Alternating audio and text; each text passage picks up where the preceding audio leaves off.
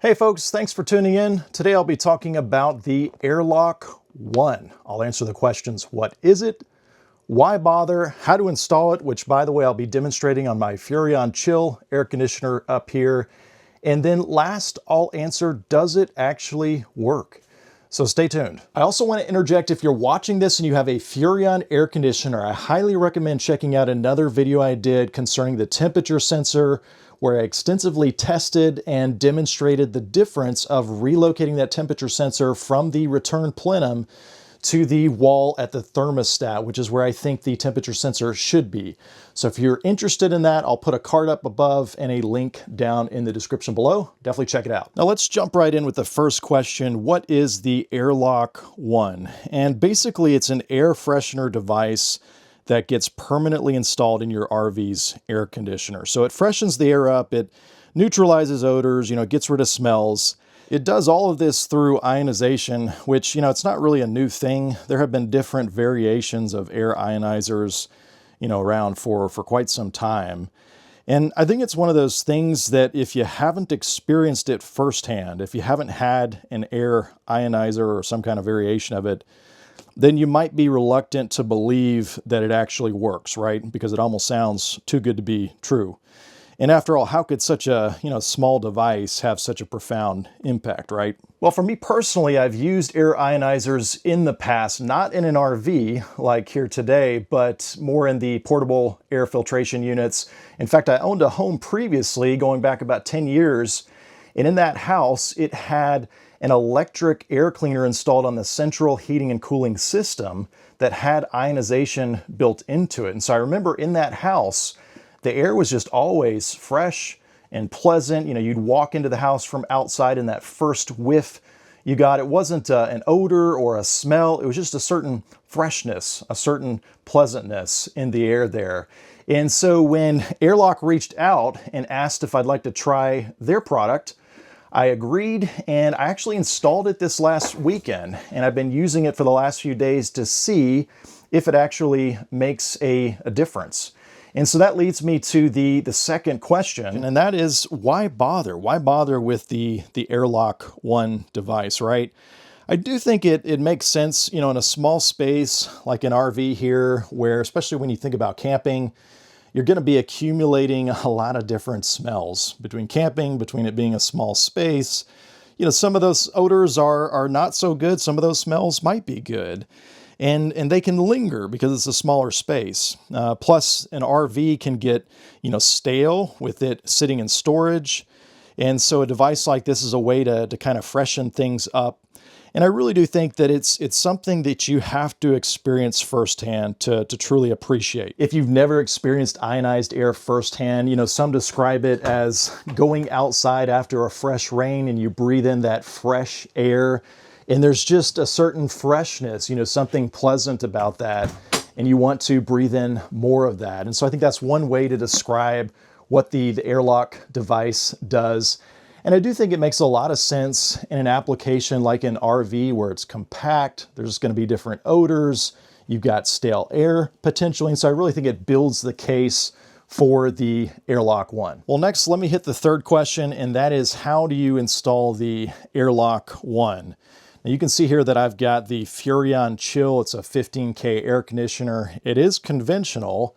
And you can see it also is ducted. And so that's what I installed mine on. Like I said, I installed it previously, and I'm going to play back the highlights so that you can quickly see what the install looks like. But basically, the AIRLOCK device, it requires 120 volt power. So it's got just a single hot wire and then a single neutral wire. Otherwise, it's just a matter of, physically mounting it. Definitely you want to cut your 120 volt shore power before beginning this project so you don't get electrocuted. And then I'll just mention that there are a lot of different install options because, every RV has different brands of air conditioners. And then even within, air conditioners like Furrion, for instance, there's different models. And so definitely check the manufacturer's wiring diagram for yours. Again, mine is the Furrion Chill 15K. But to get access, I first removed my filter panel and then the interior trim shroud. There's just 4 screws there. And then there was a central control box, kind of a black plastic box in the middle with 2 removable panels. The larger panel had 2 screws that I took out, and then the smaller panel off to the side just had 1 screw. So once I got those panels removed, that gave me full access to all of the wiring there. And then this is where I pulled out the manufacturer's wiring diagram and identified, where I was going to get that 120 volt power needed for the airlock. Obviously, one option is to get the 120 volt power right off the main feed of wires that powers the entire air conditioner. And I certainly could have done that. I mean, typically you're going to see some Romex and a yellow jacket. But if I pulled the hot leg right off of there, that would mean the airlock device, would be running 100% of the time, even if my air conditioner fan wasn't running. And I keep mine plugged into storage when I'm not using it. And so I just didn't like the idea of a device running, even though it's low draw, only about 1 watt. I just don't like the idea of something running 100% of the time if I'm not using it.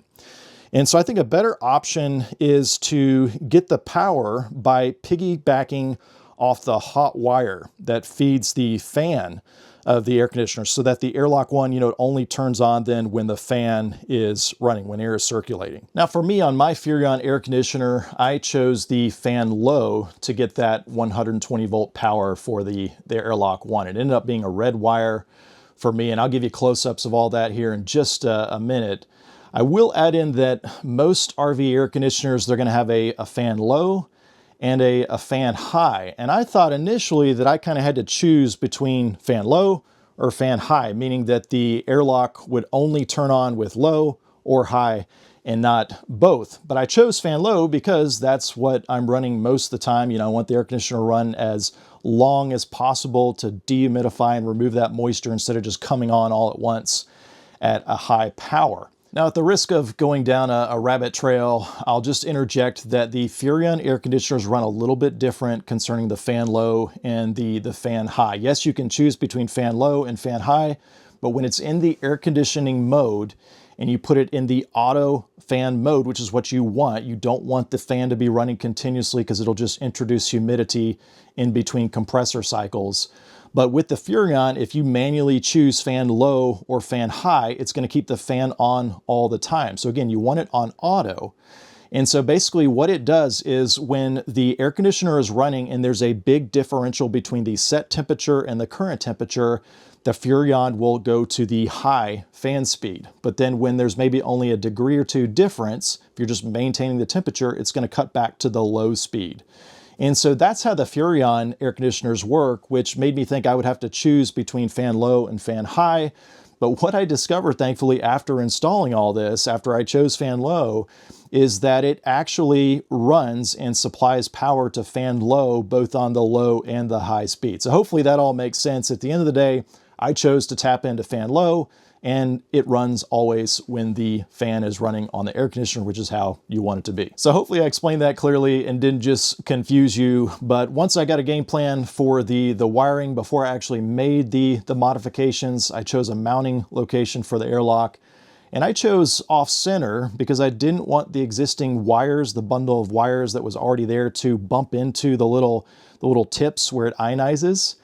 And so I chose mine off center. Mounting it was pretty simple. On my Furrion, the interior perimeter of the plenum is a foam insulation. But I knew that most RV manufacturers frame the air conditioning opening with wood all the way around the perimeter. And so directly behind the foam is solid framing. And so I just used 2 longer screws, went into that framing, and then hung the airlock device on there, and then, tightened down the screws just enough to hold it in place. I didn't want to compress that foam too much. And then it was actually time for the wiring. Okay, so before I make my connections, I wanted to give you some close-up views of what everything looks like before the modification. So of course I've got the airlock box right here, and it's got its 2 wires coming out of it, the hot and the neutral. My plan is to take those wires and route them back here, put all the excess back up here. There's a nice long bolt that I can tie wrap them to. And then I'm going to take those wires from the airlock device. There's already a hole in the Furrion control box right here. So I'm going to feed them into that existing hole. And then if I spin you around right here, I just remove that cover, of course. If you look up in there, there's a red wire right here, and that one is labeled low, as in fan low. And so that is the wire that's going to be hot with 120 volts when the fan is running in low. If you wanted to hook up to the high, that's going to be this black one right next to it. So in order to get access to this red wire, I'm going to cut this little tie wrap here, and then basically I'm going to use a T-tap to tap into that. So this little blue guy right here, I'm going to tap into him. You could also use a Wago lever nut. And then as far as the neutral, I'm going to use a Wago lever nut for that one. And if I hop over to this next section of the box, if you look up in there, the white right here is going to be the neutral. So if I pull that down a little bit, you can see right now it's got a 2-gang Wago lever nut. So I'm just going to swap that out for a 3-gang so I can tap into that neutral there. And so then once I got my neutral hooked up and my hot to the fan, I'll just tidy everything up and be all set. Again, folks, every air conditioner is different, and so definitely look at the wiring diagram for your specific air conditioner. Again, mine is the Furrion 15K, and the wiring diagram was on the very back, second to last page right there, and that's how I was able to spot the different fan low and fan high wires and what color they were. So definitely look at your wiring diagram.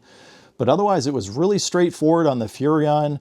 You know, there's plenty of room to get up in there with the wires and see everything. And so it really was pretty straightforward. All right, so I finished making my connections. Before I close everything up, I wanted to give you some close-up views so you can see the finished product. So of course, starting with the AIRLOCK box, we've got our hot and neutral coming out of there. And it worked just as I planned. I was able to take all that surplus wire, and you can see I just tucked it up there, wrapped it around that long bolt that, you know, goes to the rooftop unit there. And that way all that surplus wire is out of the way. So then the wire continues on. Picked up another tie wrap right here because we want to make sure that nothing could come in contact with these tips, even after, you know, going down the road with motion and bumps and everything. So that'll keep that wire nice and secure. And then I went right into the existing hole right here in the control box. You can see plenty of room to work in. All right, then inside the control box, you can see that I used a T-tap. And so this red wire right here is the fan low. And so I used a T-tap to cut into there and then put another connector on the end of the red from the AIRLOCK. And so that is the AIRLOCK tapping into the fan low. And I'll give you a close-up so you can see what all that looks like.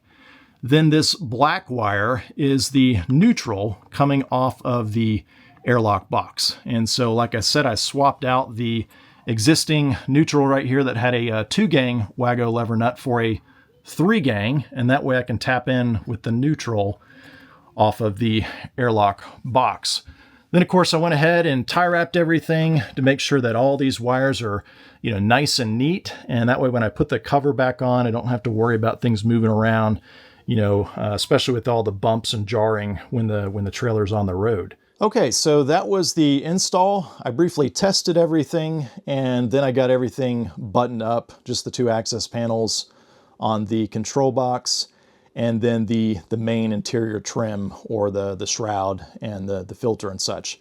I think the only thing that I would change if I was doing it all over again is, instead of tapping into the fan power with the T-tap, you know, there's nothing wrong with using a T-tap, but I think if I was doing it all over again, I would make a custom little pigtail like this one here with a female on top and then 2 males on the bottom, one for the fan, one for the AIRLOCK.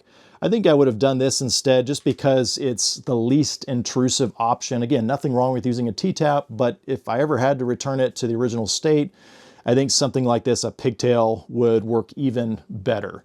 But otherwise, I got everything buttoned up and it was really straightforward. And then I turned the fan on and closed up the RV and left it for about an hour. And that brings me to my last question. Does it actually work? And it's actually running. You can see right now I've got the fan running, but the other day, once I got it installed, I let it run for about an hour, and then I came back into the RV and, you know, took that first breath of air, and yes, I could immediately tell that I was breathing in ionized air. There was just a certain freshness to it.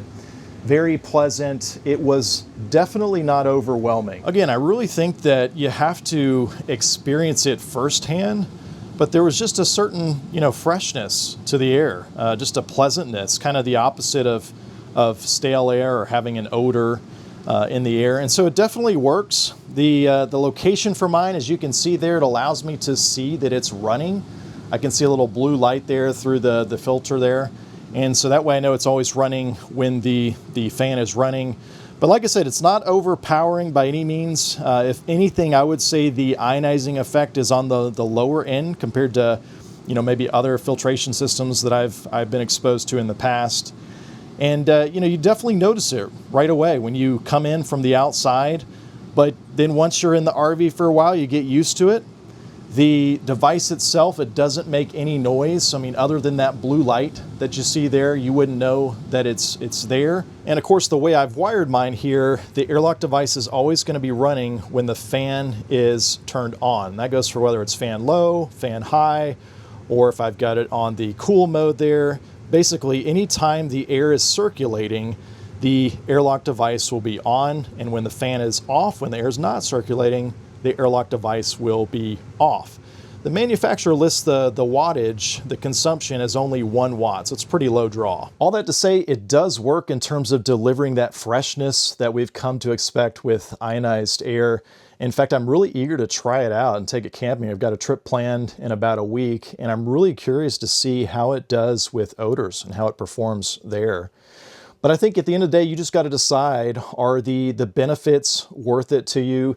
The price point, it's going to be right around $250 before any discounts or promotions. And again, I really do think if you've never experienced ionized air, it's something that you have to experience firsthand to determine, you know, if it's worth it to you. And one thing I'll just point out is I did notice that they offer a 90-day trial, which I think is a bonus. So if you've never experienced it before and you're kind of skeptical, then you can try it out for 90 days. And if you don't like it, they have a 90 days, no questions asked refund. And so I think that's pretty neat. But folks, do me a favor, if you have any questions about the AIRLOCK One product, definitely drop me a comment below and I'll be glad to answer them. If you're interested in purchasing the AIRLOCK One, or you need some of those install accessories like the T-taps or the Wago lever nuts, or even this custom little pigtail, the things to make that up, I will include affiliate links down below. And so I appreciate you using those to help support the channel. I also will post any discount codes